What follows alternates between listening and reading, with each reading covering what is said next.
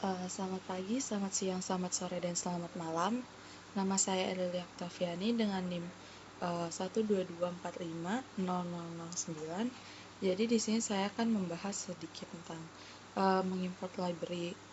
Uh, di sini cara kita mengimport library itu dengan memanggil uh, package yang telah kita install sebelumnya. Di sini ada library TD First, lalu ada library dari MLR3 First, lalu ada library dari MLR3 Tuning, sama library dari Smooth Family. Lalu di sini kita mengimport data, di mana dataset yang kita gunakan itu adalah dataset diabetes, di mana tipe data ini adalah string, dan data yang diambil ini dari Excel, di mana di sini data yang kita import itu berjumlah 752 baris dan 9 kolom.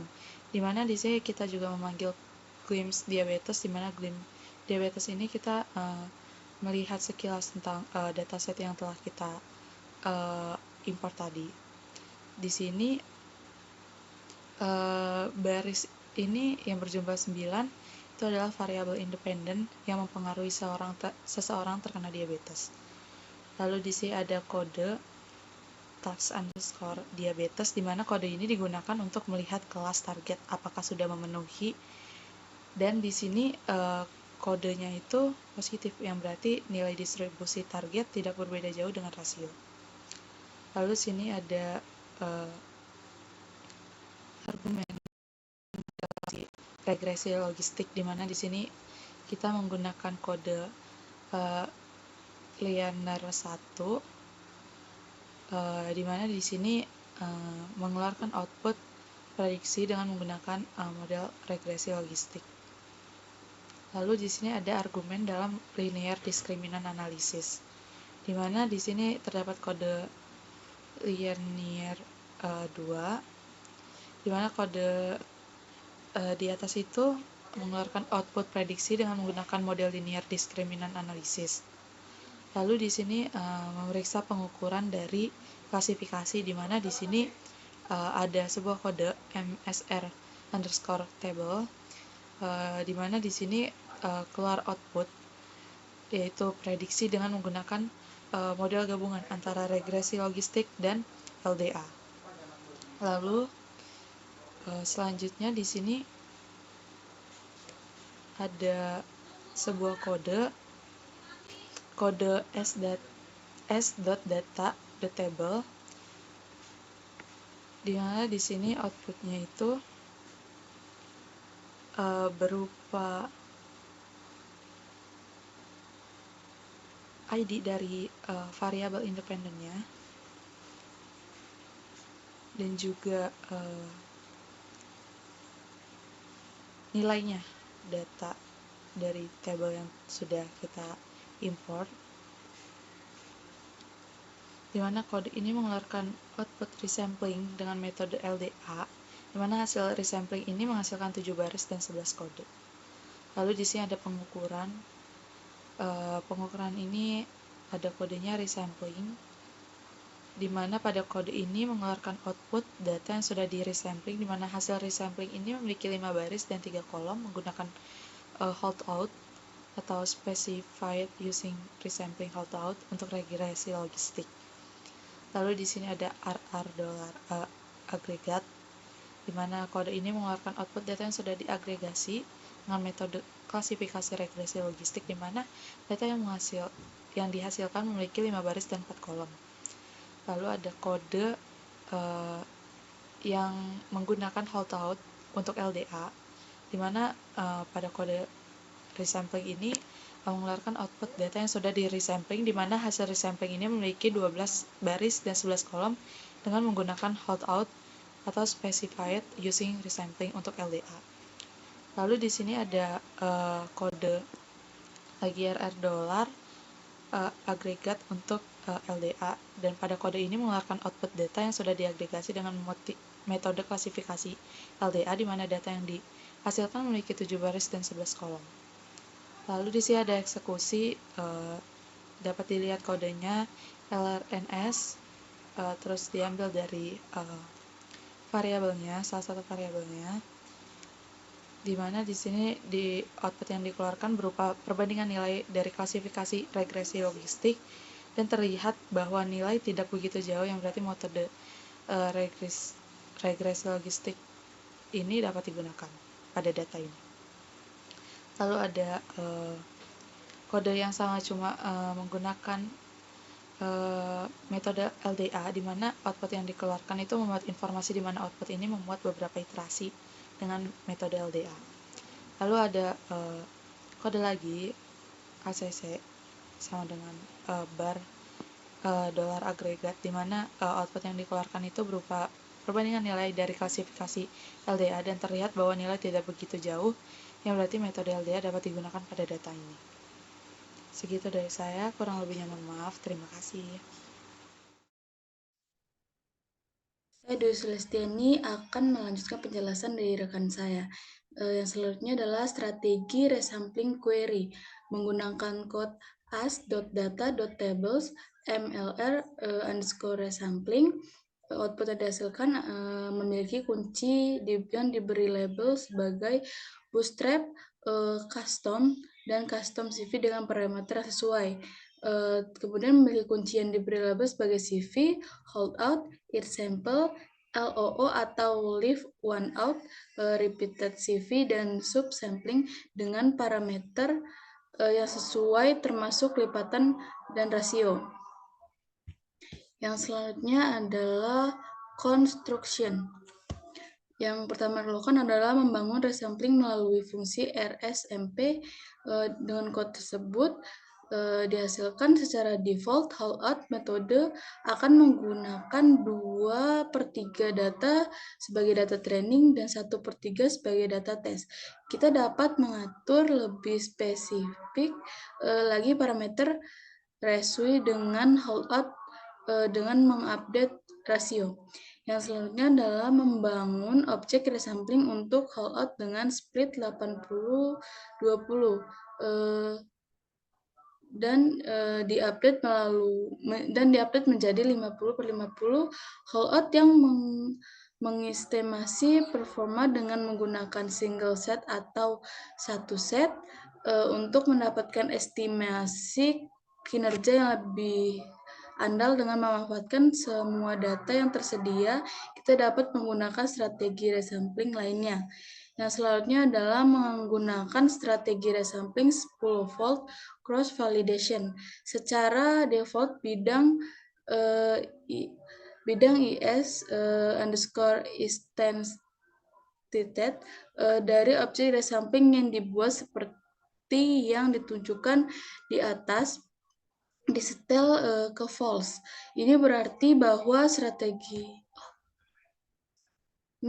bahwa strategi resampling yang dibuat seperti yang ditunjukkan di atas diterapkan pada suatu task yang mana pemisahan train test tidak terdapat dalam objek resampling. Yang selanjutnya adalah instantiation.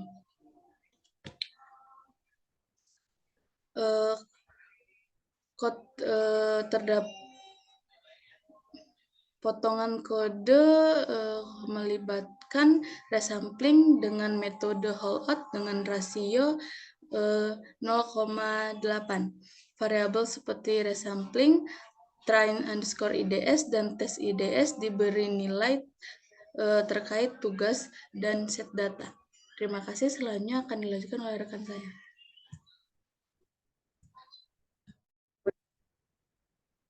Baik, selamat pagi, selamat siang, selamat sore, dan selamat malam.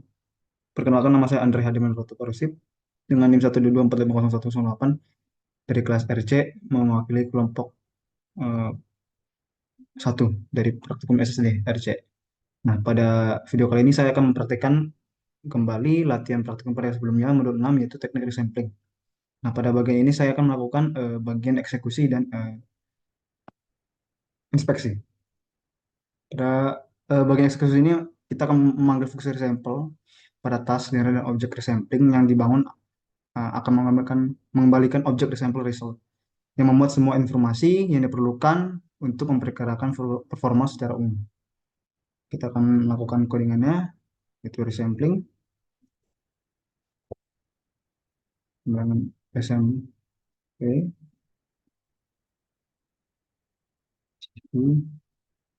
volts-nya sama dengan 4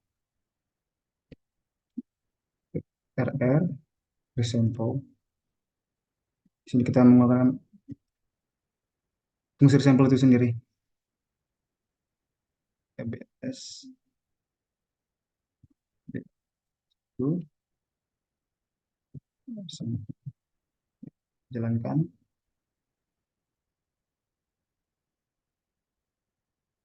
Ya, sudah. Ini apply learning classif.log underscore atas diabetes. Ini info-info yang sudah terdaftar pada resample. Lalu kita akan menampilkan objek pada uh, RR itu sendiri. Print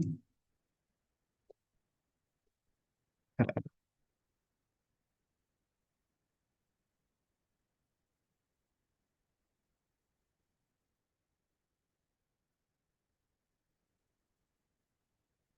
Ya, berikut tampilan dari objek RR itu sendiri sudah kita resample.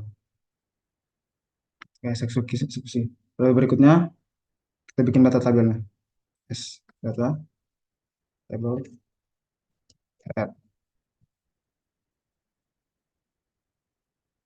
Berikut tabelnya dari task classif learner resamplingnya. Di sini kita menggunakan 4-fold cross validation metodenya sebagai strategi style sampling.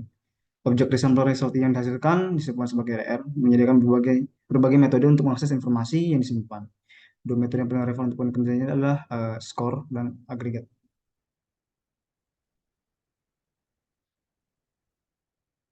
Kita akan lakukan C, R, score, R, as if, ACC. Bisa lagi, multiplication, yes, if, ACC.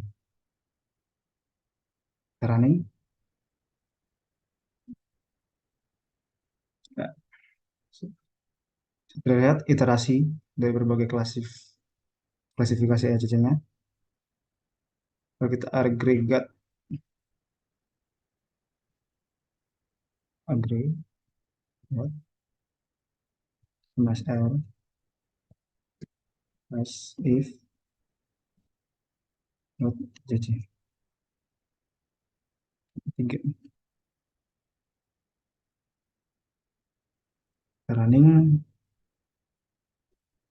Ya, berikut adalah hasil klasif 2 ACC 0,70. Demikian pula kita meneruskan objek measure ke metode agregat untuk menghitung skor agregat di semua iterasi sampling. Dalam hal ini model tersebut berhasil mengklasifikasikan dengan benar sekitar 76,7%, 7,5 lah ya, dari titik data.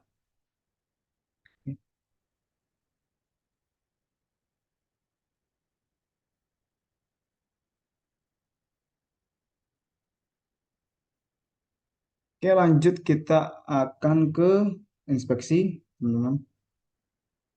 Pada inspeksi ini kita akan lakukan metode inspeksi RRDT, data table data RR.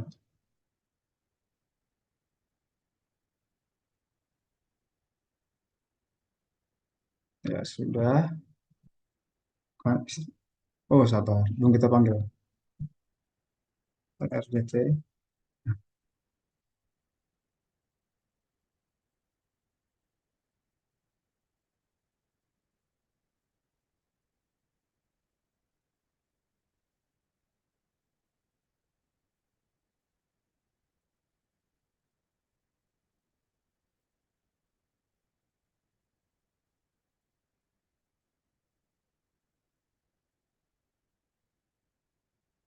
Ya, sudah keluar.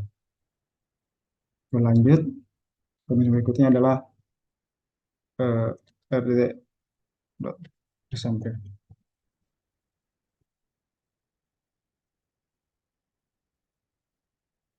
Ya, terdapat 4 iterasi yang kita menggunakan 4 fold validation. Selanjutnya adalah kita melakukan prediksi pada objek R, prediction, kemudian kembali create objeknya.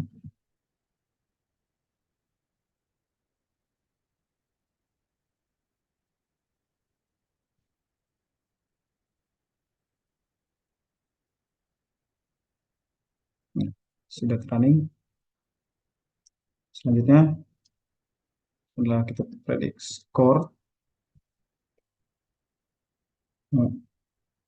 mass R pada measure positive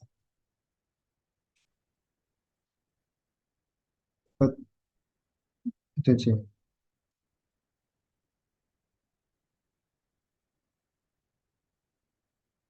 Ya, berikut nilainya sebesar 0,77. Ini terbukti berhasil metodenya. Nah, oke, sekian dari video kali ini. Uh, bisa disimpulkan dua metode ini, eksekusi dan inspeksi ini, dalam praktikum sebelumnya itu terbukti benar. Sekian dari saya, kurang lebih mohon maaf. Terima kasih.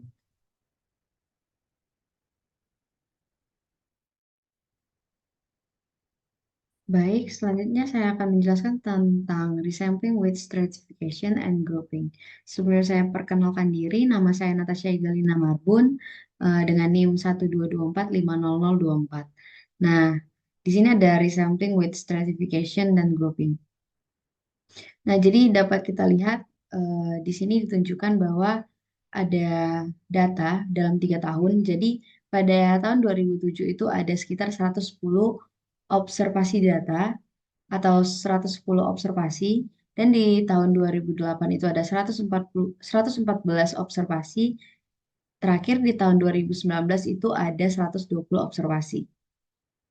Nah, selanjutnya ini adalah mendeskripsikan data berdasarkan tahunnya. Jadi kita tahu tadi ya, kalau misalnya yang di tahun 2008 itu ada 114 observasi, dan di sini ada di tahun 2019 itu ada sebanyak 120 observasi, dan di tahun 2007 itu ada 110 observasi.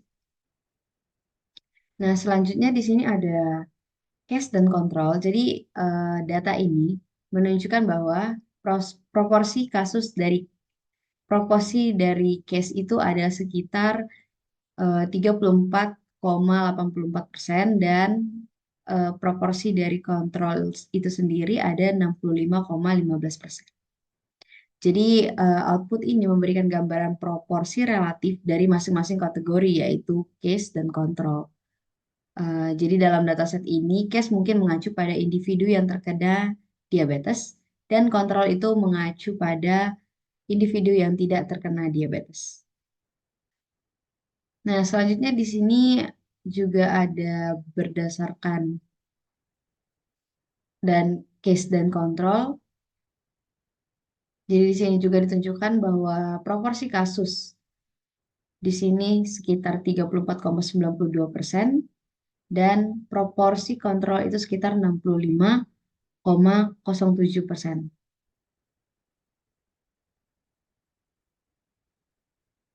Nah, selanjutnya ini ada juga proporsi kasus sebesar 32,27%, dan proporsi kontrol dari data ini adalah 67,72%.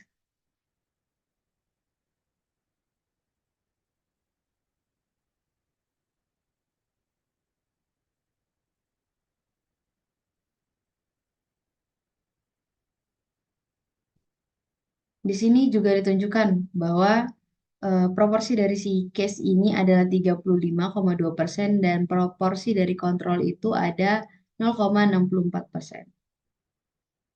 Sorry, proporsi dari kontrol itu adalah 64,8%. Nah, jadi dengan menggunakan stratum, kita bisa menunjukkan atau menampilkan bahwa proporsi dari kasus atau case itu adalah sekitar 0,34, proporsi dari case itu adalah sekitar 34,92% dan kontrol itu sekitar 65,07%. Nah, ini berlaku juga sama kayak yang di atas tadi. Di sini case-nya 34,8% dan kontrolnya 65,2%. Di sini juga terlihat bahwa proporsi case-nya itu 34,8% dan kontrolnya itu sekitar 65,2%. Nah, selanjutnya kita akan membahas confusion matrix based measure. Jadi di sini kita akan melihat matrix confusion dari data yang telah kita olah. Jadi di sini terlihat ada case control, terus di sini ada respon, ada truth. Jadi dari data ini kita dapat membaca bahwa ada 29 prediksi kasus yang benar-benar kasus diabetes. Terus di sini ada juga sekitar 14 prediksi yang merupakan kontrol, tetapi diprediksi sebagai diabetes. Terus di sini ada 23 kontrol yang diprediksi benar-benar kontrol, itu ada 23 kontrol yang diprediksi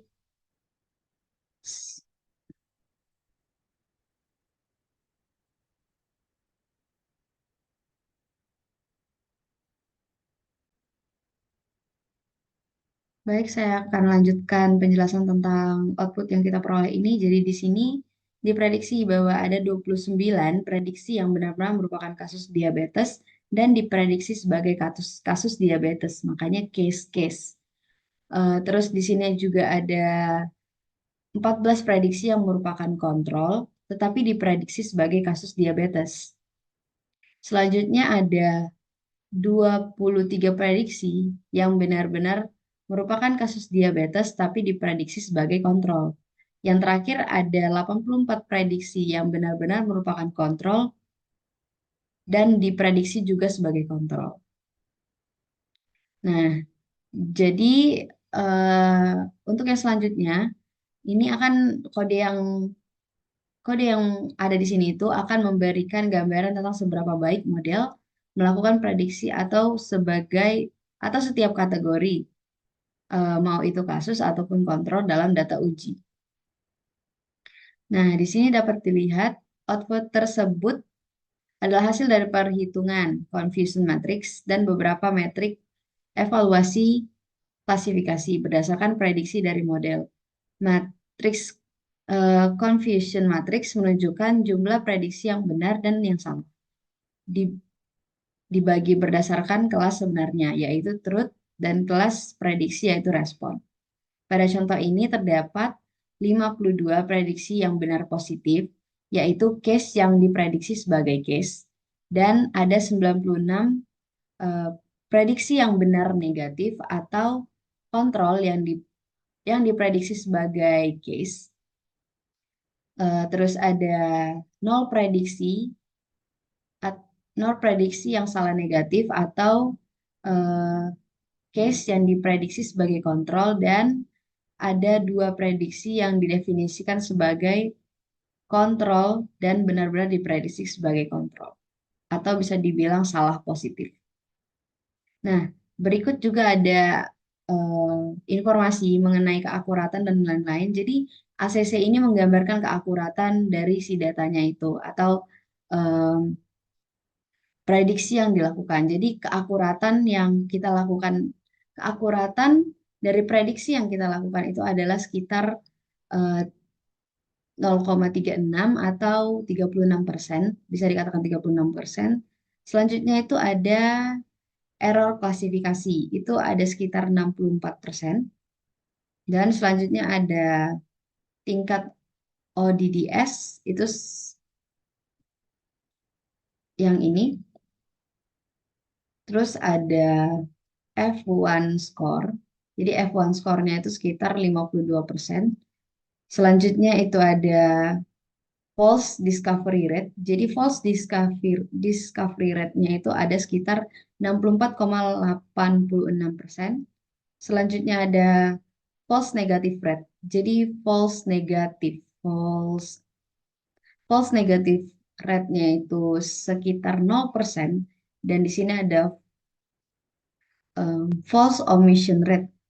Nah, jadi false omission rate-nya itu 0% juga. Terus yang terakhir itu ada false positive rate. Jadi false positive rate-nya itu ada sekitar 97,96%. Selanjutnya itu ada Matthew Correlation Coefficient atau koefisien korelasi antar prediksi dan nilai sebenarnya. Jadi untuk MCC ini sekitar 0,84%. Selanjutnya itu ada negative predictive value. Negative predictive value itu sekitar 1. Selanjutnya ada positive prediction value itu sekitar 0,3514.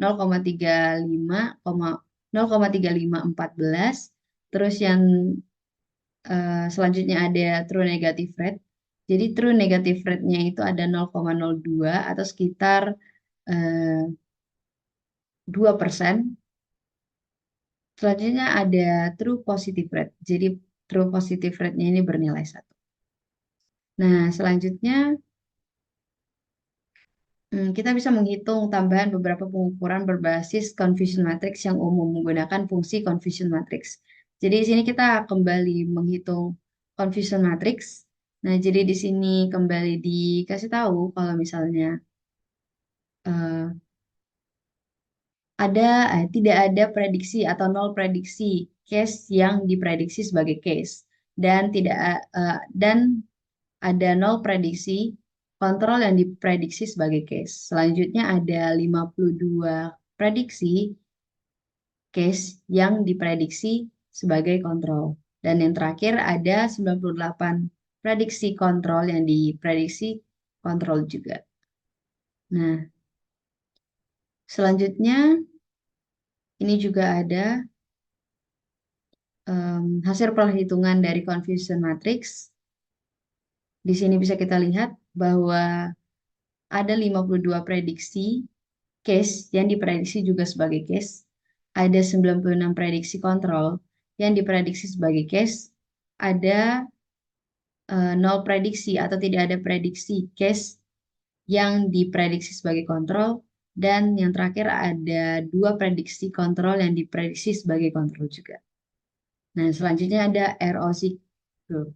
Jadi ini menghasilkan nilai-nilai FPR dan TPR untuk berbagai nilai threshold yang digunakan dalam mode klasifikasi sehingga dapat digunakan untuk membuat tabel ROC. Tabel ROC sendiri merupakan alat evaluasi yang berguna untuk memahami kerja model klasifikasi dalam membedakan antara kelas positif dan negatif pada berbagai tingkat threshold. Jadi kita bisa menggunakan kode ini. Di sini juga kita bakal menunjukkan bagian atas dari datanya. Ini di sini threshold, FPR, dan TPR. Oke, terima kasih dari saya. Jika ada salah kata, saya mohon maaf. Oke, selanjutnya melakukan teknik resampling pada regresi logistik dan LDA. Masuk ke definisi operasi pra-processing pre-processing operation. Standardized untuk scale itu mendefinisikan operasi pra-processing dengan menggunakan standarisasi scaling pada data.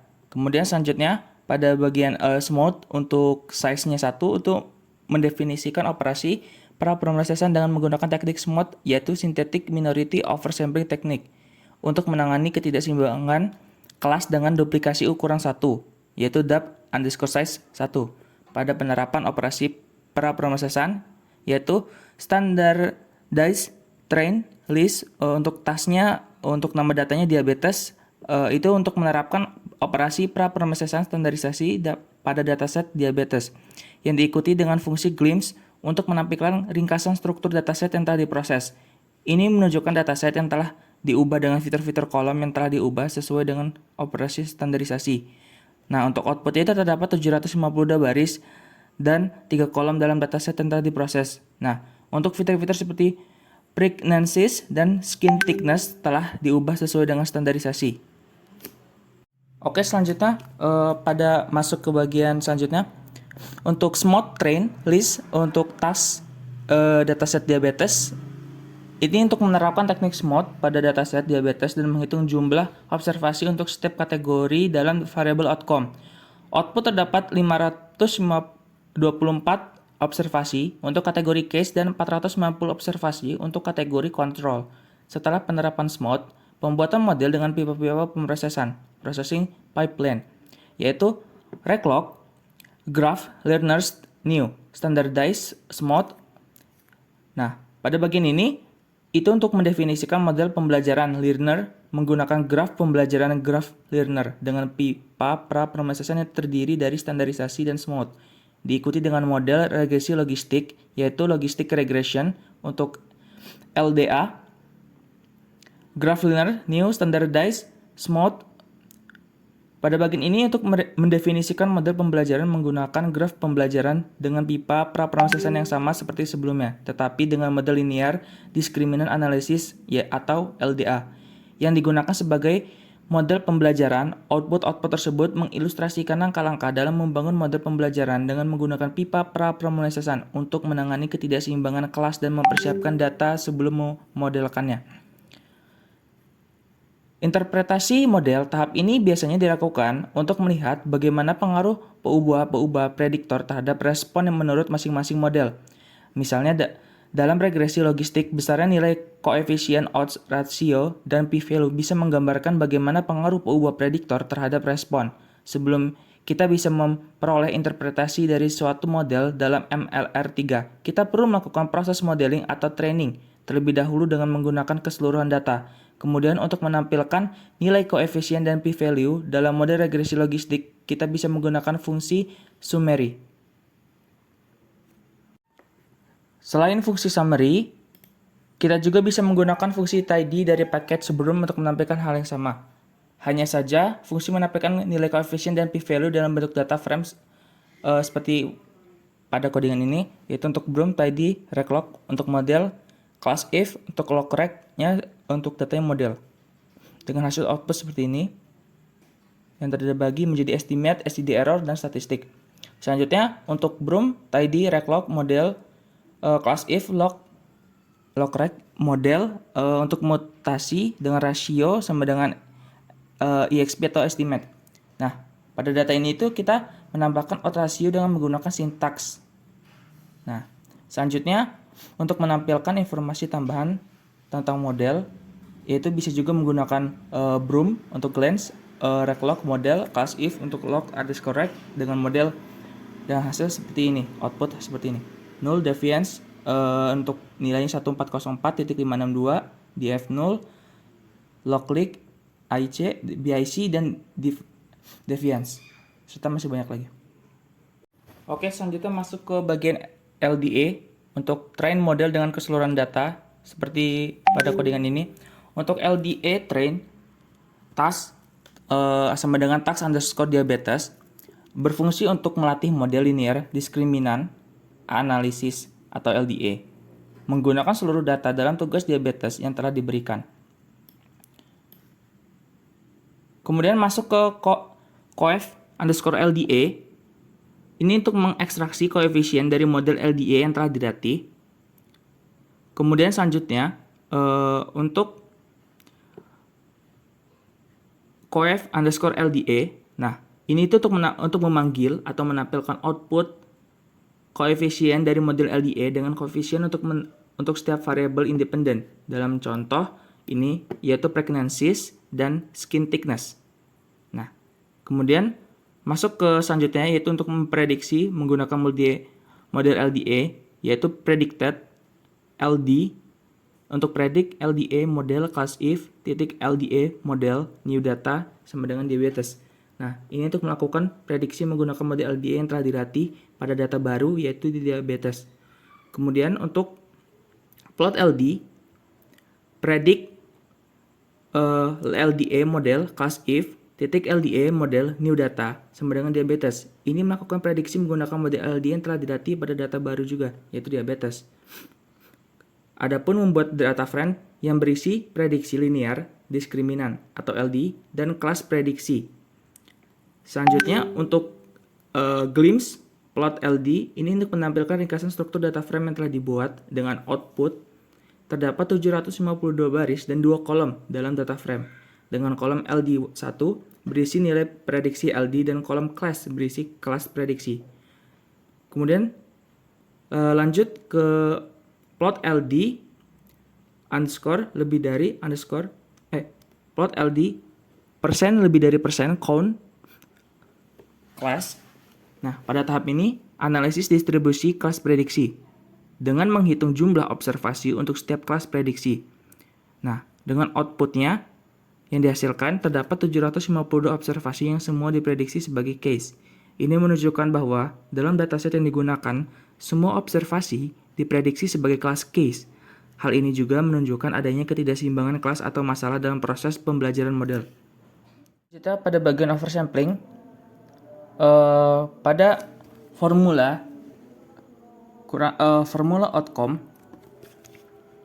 Formula ini untuk mendefinisikan hubungan antara variabel dependent, yaitu outcome, dan semua variabel independen lainnya, yaitu diabetes. Nah, pembuatan train control, control underscore over, train control digunakan untuk mengontrol proses pelatihan model. Dalam hal ini, menggunakan validasi silang CV sebagai metode validasi dengan menghitung metrik evaluasi menggunakan two-class summary dan juga memperbolehkan probabilitas atau estimasi dari kelas probes. Nah, selain itu juga kita menggunakan teknik oversampling smooth dengan sampling yaitu smooth. Nah, dengan spesifikasi model GLM, nah kita tuh memilih algoritma regresi logistik GLM sebagai model yang akan dilatih. Nah, untuk model underscore over train, fungsi train dari paket caret digunakan untuk melatih model menggunakan data diabetes dengan formula yang telah ditentukan sebelumnya dan menggunakan train control yang telah dibuat. Adapun dengan prediksi model yaitu pred over predict model underscore over untuk new datanya sama dengan diabetes. Model yang telah dilatih digunakan untuk membuat prediksi pada data diabetes yang sama. Untuk evaluasi dengan confusion matrix yaitu confusion matrix pred underscore over diabetes outcome. Nah, confusion matrix ini digunakan untuk mengevaluasi kinerja dengan membandingkan prediksi model dengan nilai sebenarnya dari variable outcome. Nah, dari keseluruhan langkah ini itu adapun tujuannya juga tuh mengembangkan model prediksi yang akurat untuk variable outcome dalam dataset diabetes dengan menggunakan metode oversampling smooth. Nah, kita tuh dapat menangani ketidakseimbangan kelas dalam dataset. Dan dengan menggunakan confusion matrix, kita dapat mengevaluasi seberapa baik model kita dalam memprediksi kelas outcome itu. Adapun untuk penjelasan dari hasil outputnya, yaitu pertama ialah untuk kasus benar positif itu TP dengan hasil 189. Kemudian untuk salah negatif yaitu untuk FN 114, sedangkan dengan control untuk false positifnya yaitu dengan atau FP atau dengan nilai 73 dengan true negatif atau TN dengan hasil 376. Untuk akurasi persentase prediksi yang benar dalam jumlah prediksi yaitu 0,7513 atau 75,13%, sedangkan dengan interval koefisien yaitu 95%.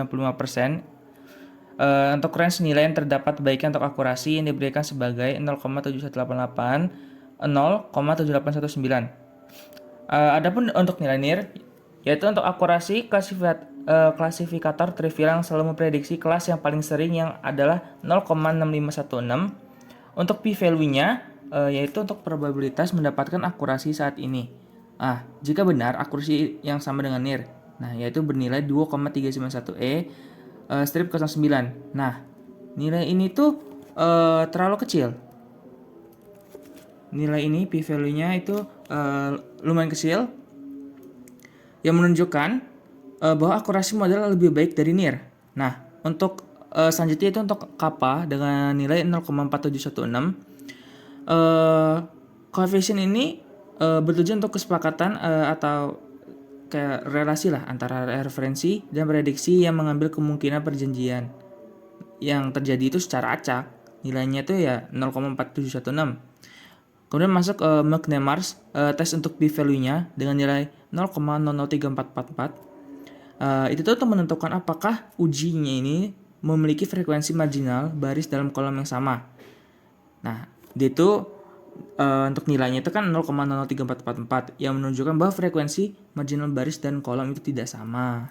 Sedangkan untuk sensitivitasnya itu tuh bertujuan untuk menentuin persentase kasus aktual yang benar-benar diprediksi, yaitu dengan hasil 0,7214 atau 72,14%. Kemudian maju ke spesifikasi persentase kasus kontrol yang benar itu diprediksi yaitu 0,7673 atau 76,73%. Dengan selanjutnya yaitu untuk post spread value-nya dengan 0,6238 yaitu untuk menilai persentase kasus yang diprediksi yang benar, yaitu 0,6238 atau 62,38%. Kemudian masuk ke nilai selanjutnya itu untuk nilai prediksi negative value atau negative prediction value untuk hasilnya 0,8374, yaitu untuk mengidentifikasi kontrol yang diprediksi yang benar dengan nilai 83,74%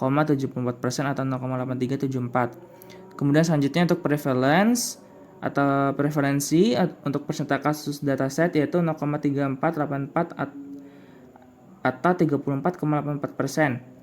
Nah, untuk tingkat deteksinya yaitu 0,2513 atau 25,13%. Kemudian untuk deteksi prevalensinya dengan nilai 0,4029 atau 40,29%, sedangkan untuk balance akurasinya yaitu dengan nilai 0,7444 atau 74,44%. Sedangkan untuk terakhir yaitu untuk positive class atau itu tuh akurasi balance-nya. Jadi di sini saya akan melanjutkan menjelaskan undersampling, di mana di sini ada sebuah kode yaitu CTRL_under train control dengan metode CV, summary function-nya itu class summary, class probes-nya true, dan samplingnya itu smooth, di mana pada kode ini berisi konfigurasi kontrol untuk proses pelatihan model, di mana kita menggunakan metode validasi silang yaitu CV untuk membagi data, menghitung metrik evaluasi menggunakan fungsi class summary dengan memperbolehkan estimasi probabilitas kelas dan menggunakan teknik oversampling smooth. Lalu di sini kita ada kode model GLM, di mana ini itu mendefinisikan model yang akan digunakan yaitu regresi logistik. Lalu di sini ada kode setSheet 123, di mana kode ini itu mengatur biji acak dari sebuah data agar hasil yang dihasilkan itu dapat diproduksi. Ini itu berguna untuk memastikan bahwa hasil yang diperoleh konsisten dan tidak bergantung pada perubahan biji acak. Lalu di sini ada kode model under, di mana ada train formula datanya dari dataset diabetes, metodenya itu model, dan TR kontrolnya itu control_under, di mana kode ini itu melatih model menggunakan fungsi train, di mana formulanya itu menentukan variabel target dan variabel prediktor lainnya yang akan digunakan dalam model. Lalu metode yang ditunjukkan itu menunjukkan jenis model yang akan digunakan. Lalu ada TR control yang digunakan untuk menentukan konfigurasi kontrol yang telah kita buat sebelumnya. Lalu di sini ada kode predict_under predict model_under, neodata diabetes, dimana kita menggunakan kode ini untuk melatih model yang telah kita lakukan untuk memprediksi data pada data diabetes, dimana nanti hasilnya itu disimpan dalam variabel bread underscore under.